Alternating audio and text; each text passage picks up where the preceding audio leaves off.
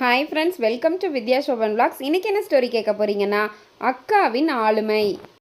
ஒரு கம்பீரமாகவே பார்த்துக்கிட்டு இருந்த அக்கா திடீர்னு அவளுக்குள்ளே என்ன மாற்றம் நடந்துச்சு அதை தெரிஞ்சுக்க துடிக்கிற தங்கை. அதுக்காக அவங்க அக்காவை பார்க்க போகிறா. என்ன நடந்துச்சுன்னு கேட்போமா? அக்காவின் ஆளுமை. அக்கா இப்படி செய்வார் என்று யாரும் நினைக்கவில்லை. எதற்காக இந்த முடிவு? தன் தீர்மானத்தில் உறுதியாக இருந்தாரே, அப்பாவின் கனவும் அதுதானே. அக்கா படித்து பட்டம் பெற்று உயர் பதவியில் கம்பீரமாக வலம் வர வேண்டும் என்பது அவர் ஆசை. அதற்காக தானே தன் கஷ்டங்களை பொருட்படுத்தாமல் நன்றாக படிக்க வைத்தார். அக்காவும் நன்கு படித்து நல்ல வேலையில் அமர்ந்தார். குழந்தை குடும்பம் என்ற வலைக்குள் சிக்கிக்கொள்வதை விரும்பவில்லை. அக்காவின் ஆளுமை குணம் அனைவரையும் கவரும். தனி கம்பீரத்துடன் வலம் வருவார். கௌரவம், பதவி உயர்வு என அடுத்தடுத்து உயர்ந்து கொண்டிருக்கும் நிலையில் ஏன் இப்படி செய்தார்? அம்மாவின் வற்புறுத்தலால் திருமணம் செய்து கொண்டபோது கூட தன் இலக்குகளுக்கு எந்த விதத்திலும் தடையாக இருக்கக்கூடாது என்று கணவரிடம் கண்டிஷன் போட்டவர். குழந்தைகள் பிறந்தபோது உறவினர்கள் வசம் காப்பகம் என விட்டுவிட்டு அலுவலகம் சென்றார்.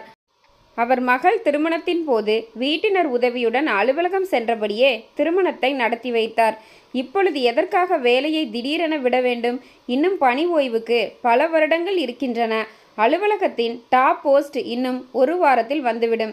குழந்தைகளும் வளர்ந்து விட்டனர். என்ன பிரச்சனையாக இருக்கும்? ஃபோன் செய்தால் அக்கா எடுத்து பேசுவதில்லை. அவர் பெண் பிரசவத்திற்காக வந்திருந்தால் பேத்தி பிறந்து 1 மாதம் ஆகிறது. பொறுக்க முடியாமல் அக்கா வீட்டிற்கு சென்றேன். அவர் வீடு நான் இருந்த இடத்திலிருந்து 2 மணி நேர பயணம். அவர் வீட்டிற்குள் நுழைந்தபோது அக்கா பேத்தியின் டயப்பரை மாற்றிக்கொண்டு உட்கார்ந்திருந்தார். தொழில்நுட்ப வல்லுநராக அலுவலகத்தில் அதிகாரத்துடன் இருக்கும் அக்காவா இது? என்னால் நம்ப முடியவில்லை. சாதாரண குடும்ப பெண் போல வேலை செய்து கொண்டிருந்தார். இப்படி என்றுமே அவரை நான் பார்த்ததில்லை. வா வா என வரவேற்றவர் குழந்தையை என்னிடம் கொடுத்துவிட்டு உள்ளே போனார். குழந்தை சிறிது நேரத்தில் தூங்கிவிட்டது. காப்பியுடன் வந்த அக்காவிடம், அர்ச்சனா எங்கே என்றேன். அவள்தான் ராத்திரி குழந்தையை பார்த்து கொள்கிறாள். இப்போதான் தூங்க போனா. அக்கா, குழந்தையை பார்த்து கொள்ளதான் நிறைய பேர் இருக்கிறார்களே, நாம் பார்த்து கொள்வது போல் ஆகுமா? அக்காவை ஆச்சரியத்துடன் பார்த்தேன். அவர் குழந்தை வளர்த்தது பெரும்பாலும் காப்பகத்தில்தான். சரி, நீங்க வேலையை விட்டது இதற்குத்தானா? சிறிது காலம் விடுப்பில் இருந்திருக்கலாமே. எதற்கு இந்த அவசரம்? அலுவலகத்தில் உயர்ந்த பதவியை அடைய இன்னும் சில மாதங்களே உள்ளது என்றீர்களே. உங்கள் இலக்கை அடையும் முன் வேலையை விட்டு விட்டீர்களே, ஏன்? இதே ஒரு ஆணாக இருந்தால் வேலையை விட்டிருப்பாரா? அக்கா புன்னகைத்தார். நான் பெரிய புகழ்பெற்ற கம்பெனியில் உயர் பதவியை வகித்து வந்தது உண்மைதான்.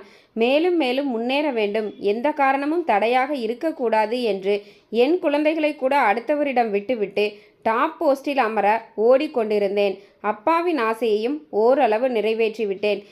நீ சொல்வது போல உயர்ந்த பதவியில் அமர்ந்து அதிகாரத்துடன் கௌரவமாக இருக்கலாம். ஆனால் பணி ஓய்விற்கு பின் பதவியும் அதிகாரமும் குடும்பத்துக்கு உதவுமா? என் பேத்தி பிறந்த பிறகுதான் நான் என்னை பற்றி நினைக்க ஆரம்பித்தேன். பட்டம், பதவி என்று எதற்காக இப்படி ஓடிக்கொண்டிருக்கிறோம்? கௌரவத்திற்காகவா? இல்லை புகழுக்காகவா? நான் குடும்ப வாழ்க்கையில் வெற்றி பெற்றேனா?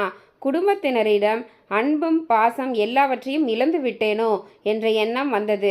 குடும்பத்தில் யாரும் எதற்கும் என் உதவியை எதிர்பார்க்காமல் வாழ பழகிவிட்டனர். என்னிடம் பேசுவது கூட குறைந்துவிட்டது. போதும் இந்த இயந்திர வாழ்க்கை. இனிமேல் என் வாழ்க்கையை என் வீட்டினருடன், மகன், மருமகள், பேத்திகளுடன் இருந்து அவர்கள் அன்பு மலையில் நனையப் போகிறேன். அதுதான் எனக்கு பெரிய பதவி என்று சொல்லி முடித்தவளை ஏறிட்டு பார்த்தேன். அக்காவிடம் ஆளுமை தெரியவில்லை. அன்பும் பாசமும் உள்ள குடும்ப தலைவி என்ற உயர்ந்த பதவியில் அவள் கம்பீரத்தை பார்த்தேன். என்ன ஃப்ரெண்ட்ஸ், என்னதான் சின்ன வயசில் தன்னோட லட்சியத்துக்காகவும் தன்னோட கௌரவத்துக்காகவும் கம்பீரமாக இருந்த இந்த அக்கா ஒரு ஸ்டேஜுக்கு அப்புறம், அதுவும் ஒரு மாமியாராக ஆனதுக்கப்புறம் தன்னோட பேத்திக்காக இந்த முடிவை எடுத்தது சரிதானா?